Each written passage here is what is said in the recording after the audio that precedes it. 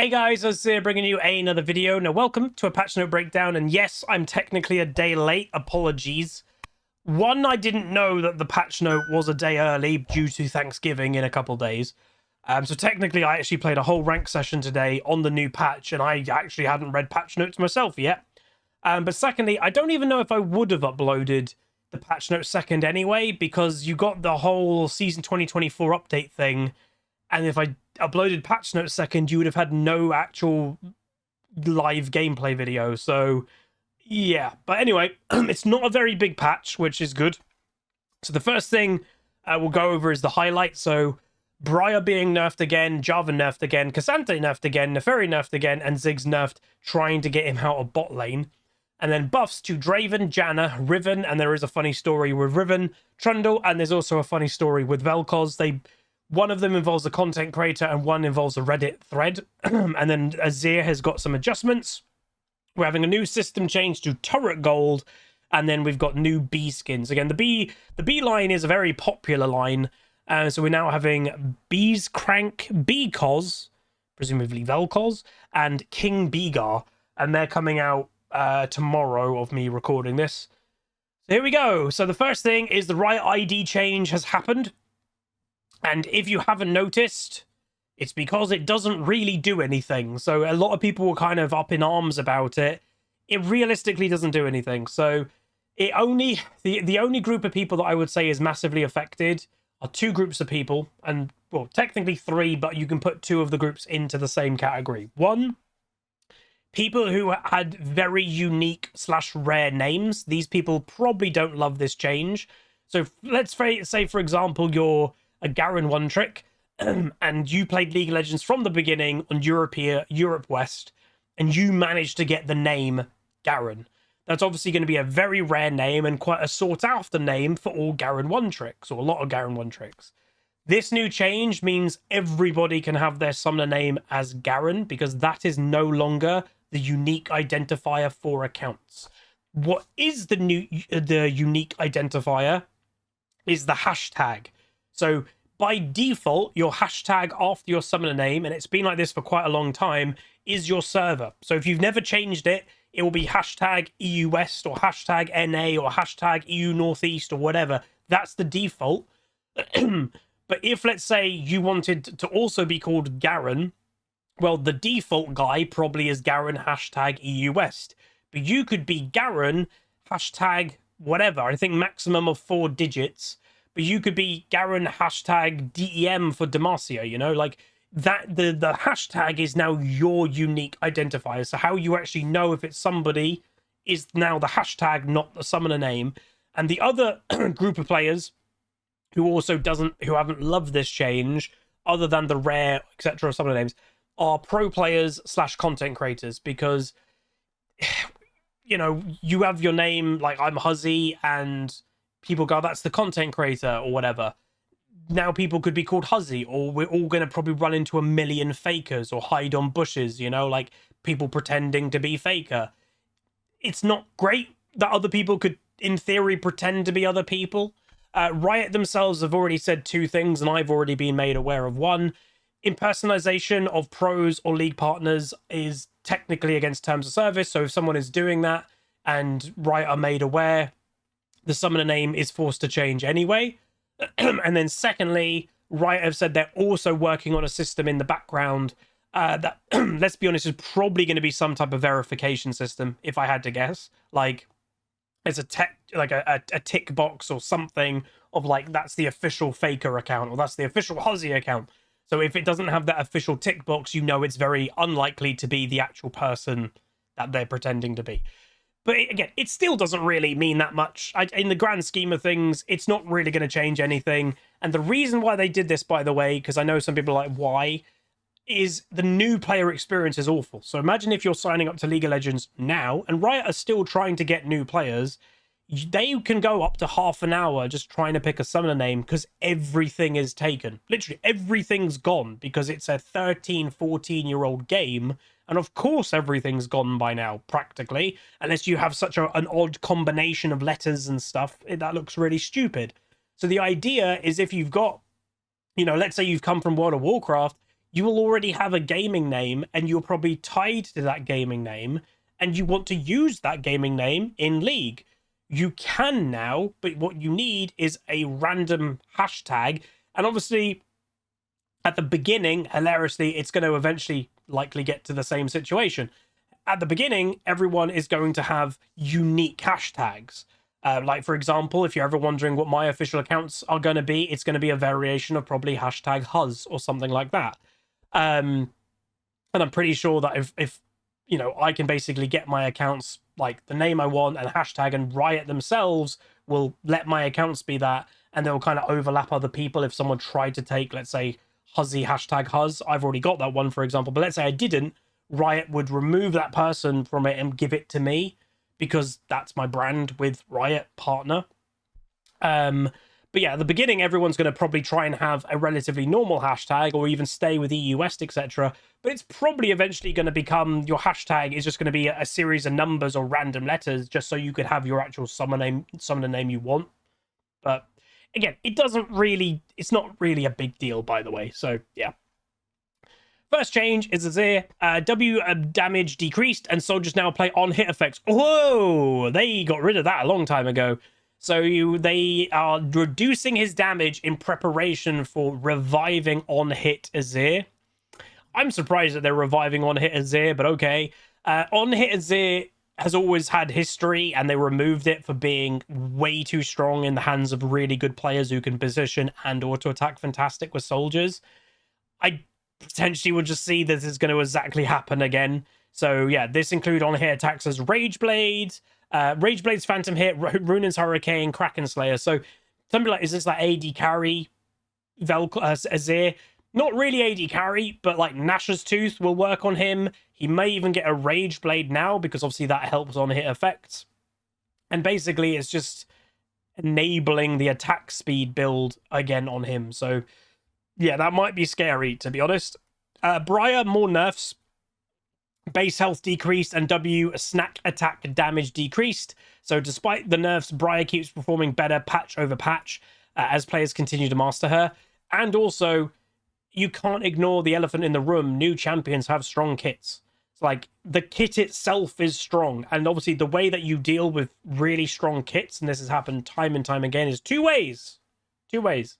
One, you reduce their numbers so much that they're basically not viable, but their kit kind of keeps them going. A dedicated player base will keep playing it because their kit is really strong, so they can still play it.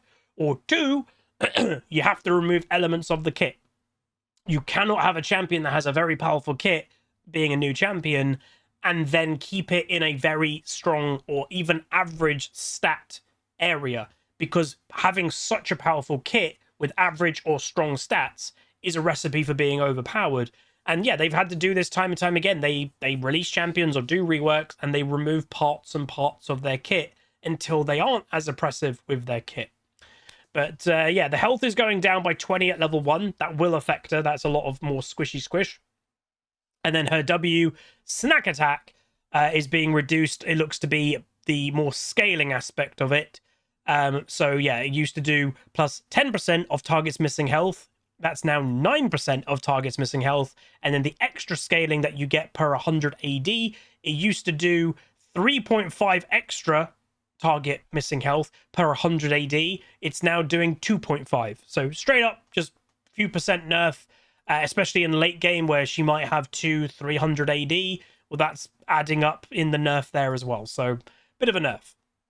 Draven, our quality of life changed. Draven R now returns to his body after striking a champion even when he's dead. That is a nice change, because sometimes you'd throw out your axes and they'd hit your enemy and you die. And if they came back, you definitely would get a trade kill, but they don't come back. So that's a nice quality of life update for Draven.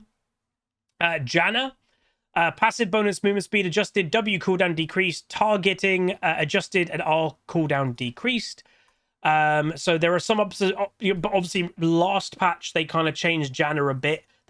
They wanted to stop her just being a tornado bot, and they wanted to incentivize maxing W again, which is a lot more of an interactive playstyle. You have to put yourself a bit more in risk getting closer and using W.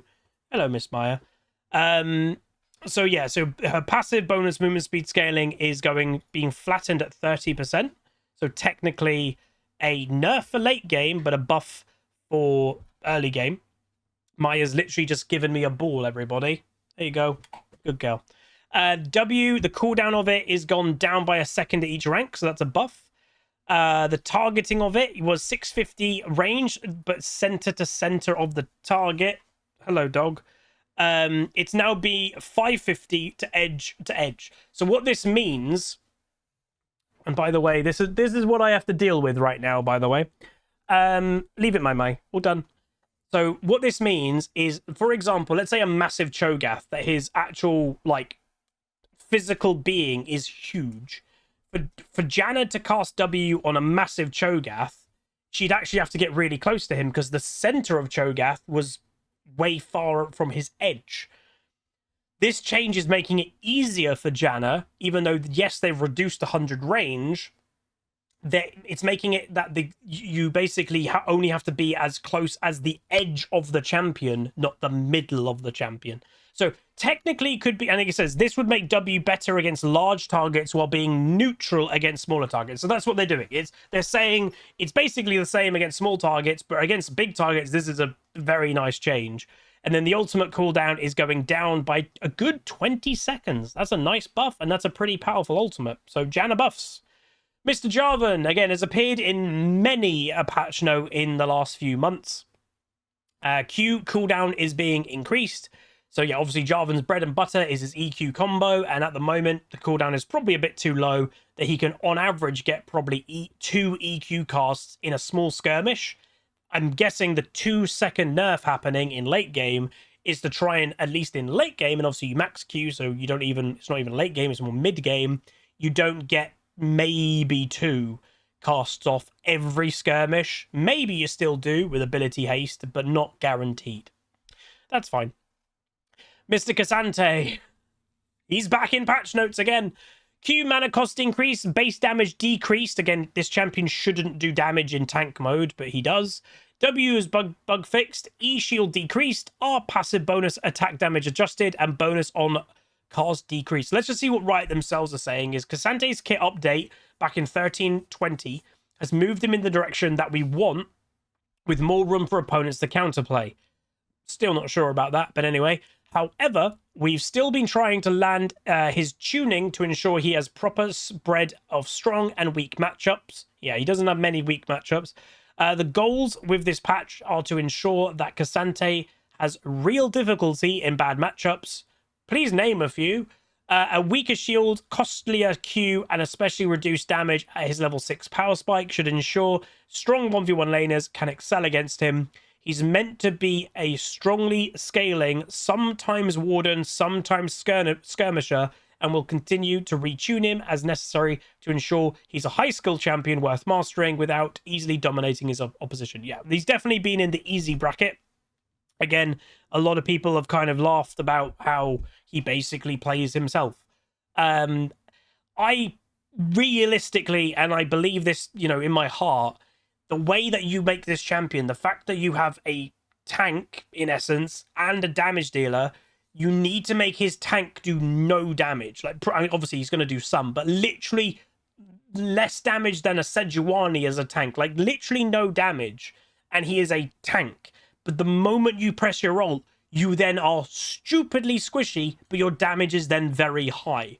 That's the only way that this champion could ever realistically be not broken, because right now he's really tanky and actually does decent damage, or then he does good damage but is still kind of tanky.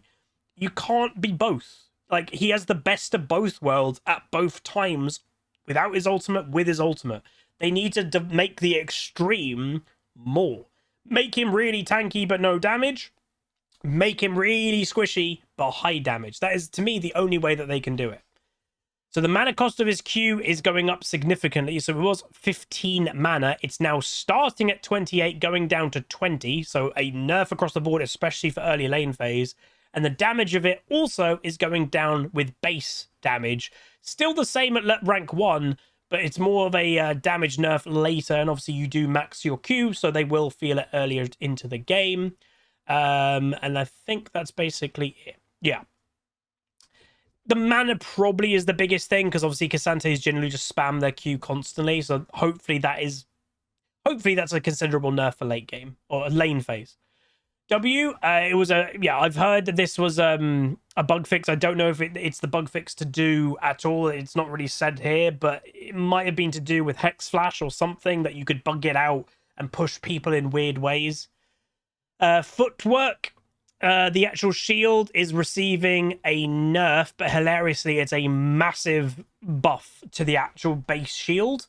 So massive buff to the actual base shield. It was 125, it's now going to 210, but it's because it's a 5% bonus health nerf. And obviously, you get a lot of bonus health on Cassante. You know, we're talking thousands of bonus health. So this will overall be a nerf. His ultimate as well. His passive bonus damage was 45, 60, 75. It's now 30, so his level 6 is a lot less damage, up to 78, so it's technically more damage at level 18. Great. And then bonus attack damage is also going down at each rank. So again, a little bit of a bonus attack damage nerf across the board, but I still see this champion's going to be problematic. Again, it's what I said with Briar. It's not just the stats, it's the kit. So we'll see, and we'll probably see him next patch, let's be honest. Naafiri, another new champion. Again, there's a theme of new champions being in patch notes having to be nerfed. Passive packmate damage decreased and E base damage decreased. So the packmate attack damage is going down. Straight up nerf at level 1 and a nerf at max rank as well. And the Eviscerate is also being damage nerfed on base. Both base damage and maximum damage. So yeah, just damage nerfs across the board. And obviously damage nerfs for an assassin is quite extreme because that's their whole identity. But basically Naafiri was doing too much free damage. So there we go. Riven. So we can talk about our first funny story that I will say I'm not 100% in the whole mix of it. And I'm sure some people know more about the situation than me. But all I know, and I looked into it, I was told about it on stream, and then I kind of remembered and had a little look. Basically, the TLDR is these Riven buffs are basically happening. They may have been happening anyway, but the timing of it is quite funny. There was a Reddit thread a week or two ago about a player complaining that they can't play Riven and how they are a Riven player, etc. And some people, you know, there are genuine concerns. Riven hasn't been very strong for a while, you know, unless you're a top tier Riven and you can do all the automation, you know, auto attack and AA cancelling and all that stuff. You can't really do much with her. And again, the meta in top lane is Hull Breaker, and Riven will eventually get out-tanked to a Hull Breaker. So there are genuine things, and I want to make that very clear that I do think the champion is fine to have a buff in some aspects.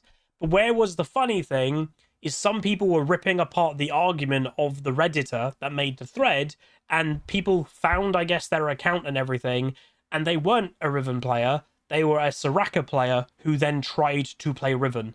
And as any, like, without sounding too harsh, any enchanter then playing a high skillful champion like Riven that needs to do AA cancelling and all that, which a lot of champions don't need to do, they were going to struggle. But they lied and said that they were a Riven player and everything, when they weren't. They were a Soraka player trying to play a bit of Riven. But again, I still think the champion is fine with a buff, but it's funny how it all kind of started. So there's that. So she's getting damage buffs of AD scaling, so better for scaling into the late game on her Q, obviously the main thing she spams. And then the bonus attack damage while her ultimate is up is also an extra 5%. So pretty decent buff for Riven. Nice scaling buffs into late game. Trundle, AD growth increased, Q mana cost decreased. So yeah, Trundle, even though in theory you'd think he'd be quite good, he's a monster split pusher, good 1v1 duelist, can literally steal stats away in a 1v1 and everything. Hilariously, I would say he gets outclassed, and because he's quite clunky and very like one-dimensional, like, yes, I know Trundle is one-dimensional, but Trundle has much more mobility, and he actually has increased auto-attack range nowadays. Trundle struggles sometimes of actually dealing his damage. So the buffs that they're doing to him, at least, is attack damage growth is going up. So a 25% buff technically, so that is nice. And then Chomp, mana cost is going down, so you get to use it more in lane phase. So They're just making it a bit nicer for him in top lane, but this isn't, I would say, majorly going to do anything because, again, he just struggles actually landing damage on things that have any type of mobility. So, yeah. So, Vel'Koz is the second funny story. Again, I don't know all the ins and outs, but all I'm aware of, there's a content creator called Azap, and he's one of the best Vel'Kozes around. And apparently there was a discussion happening, I believe, and I might be wrong with the Rioter, it might have been Riot August, but it might have also been a different Rioter.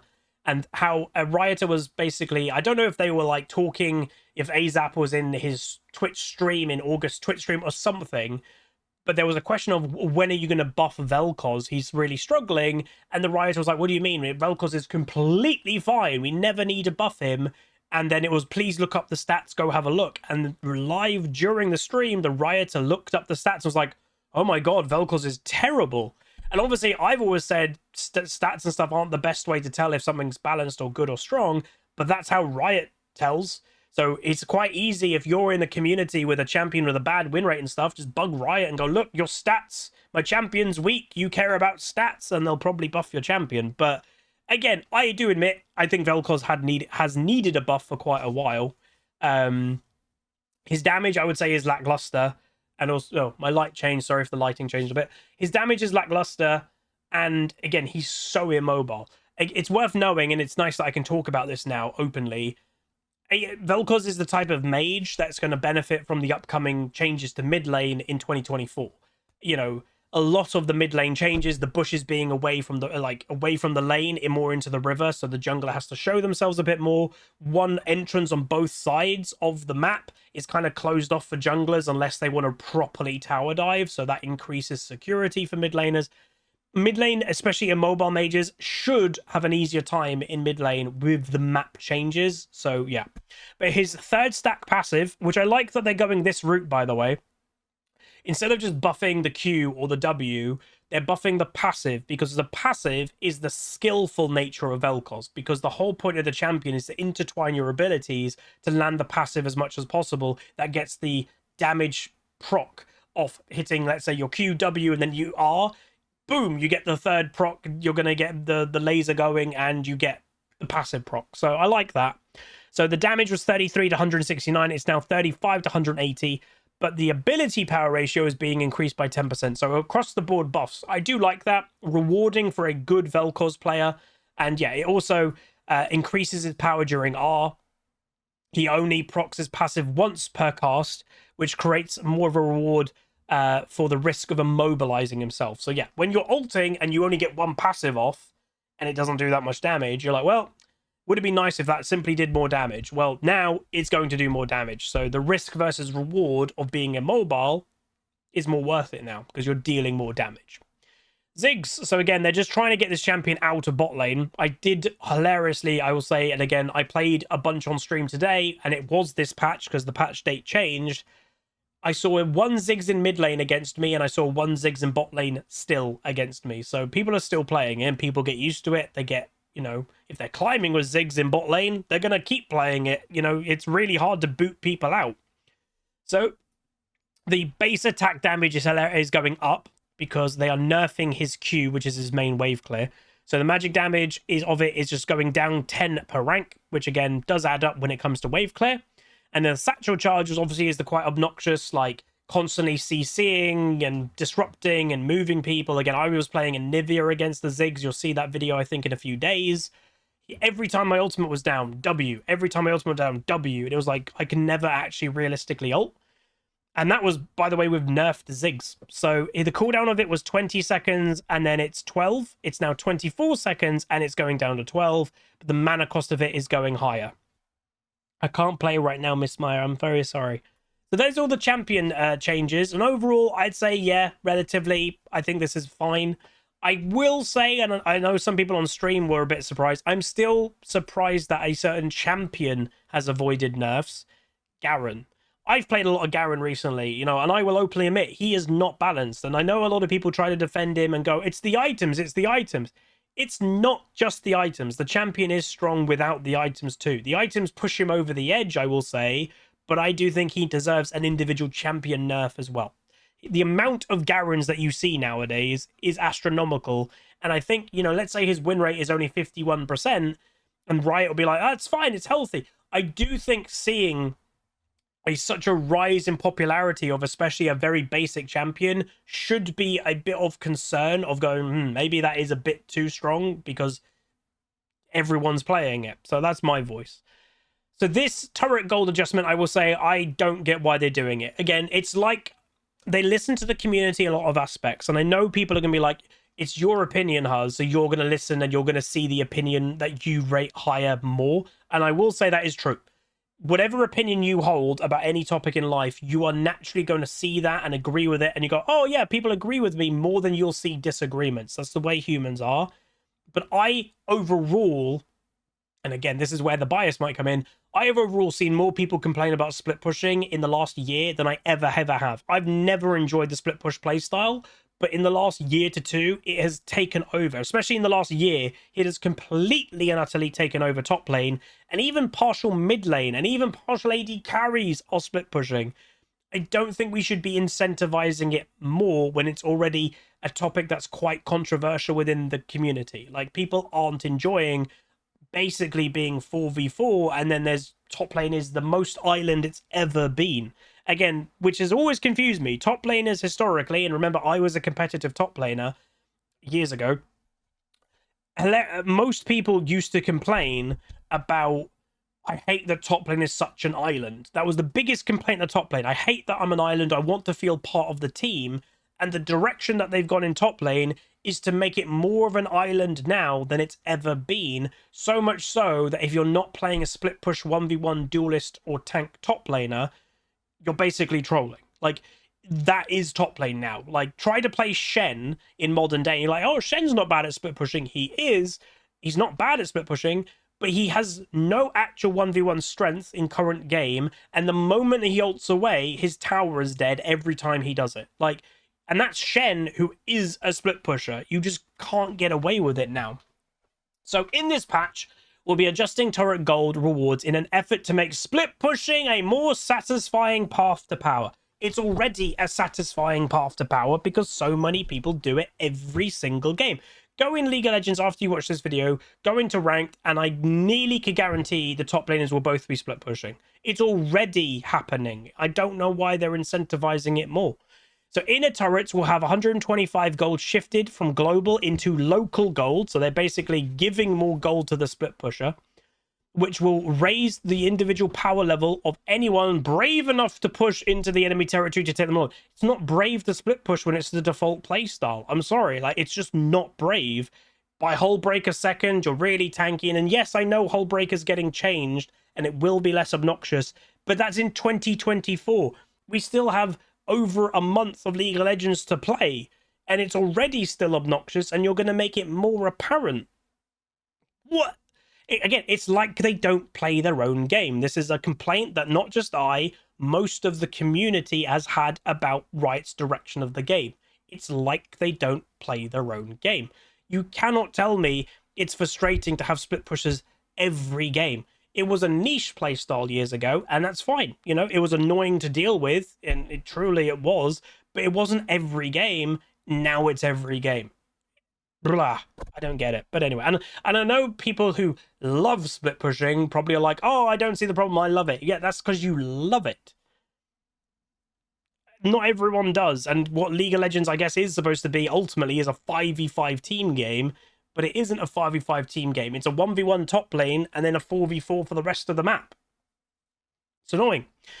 Anyway, so currently it isn't worth risking taking an inhibitor turret while splitting, so we'd like to make this a fairly dangerous objective more worthwhile.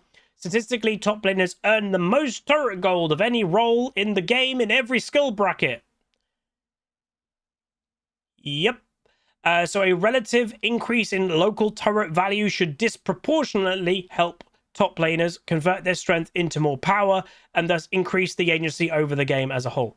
So they're going, top laners get the most gold because they're the split pushers. What are we going to do? We're going to give them even more gold for split pushing. How does that make sense? I don't know. Also, did you know turrets have items in the inventory that explain some of their various rules? They receive a small clarity and content pass to be born. Okay, there we go. So mid lane gold. So the local gold that you get for killing mid lane tower is going from 300 to 425. Obviously, why is mid lane turret worth less? And these, by the way, are for inner turrets. Mid lane is worth less because it's the most likely one that's going to die early, because it's the middle of the map. If you break open the mid lane, it opens the whole map up, so it's more likely to be the one that's focused. Side lane, so again, for those that are like, why do they give less gold? They give less gold for it because it's more common for it to happen. Side lane, though, where it is more likely to be more split pushers doing it rather than a whole team, the local gold is going from 550 to 675. So global gold is going down. That 250 was spread globally. It's now going to 125. The actual overall value of the towers is the same. They're just shifting more from, okay, everybody gets gold for the tower dying, to more, okay, you killed it, Mr. Garen with Hullbreaker, you get more gold. Inhibitor turrets, local gold was 50. It's now 375, so that's a big buff for local inhibitor destruction. And the global gold is going less, but the actual gold value for this tower is going up. So I don't love this in a weird way. Like, I do and I don't. So there is a reason, and it's not because it's risky, why a lot of split pushers will not kill an inhibitor turret earlier into the game. And it's because it's not a good idea to do it. Like, genuinely, for gameplay, it's not a good idea to do it. Unless you know you can win in the next 5 or 10 minutes, it's not a great idea to break open the enemy base, let's say at 18 minutes, maybe even kill the inhibitor, and then you don't get to end the game because it's hard to end the game at that point, but you're flooding super minions into their base, making whoever's farming them rich because they give a lot of gold. That is why split pushers still will not open an inhibitor turret, or they realistically shouldn't. But anyway, ARAM adjustments, don't really care about that. Nexus splits, don't really care about that. Ping changes. Any ally scoreboard item, ultimate, or summon a spell cooldown ping is sent to the team if the ability or item is in its last 50% of the cooldown. So Riot has listened to the community, ladies and gentlemen. So what does this mean?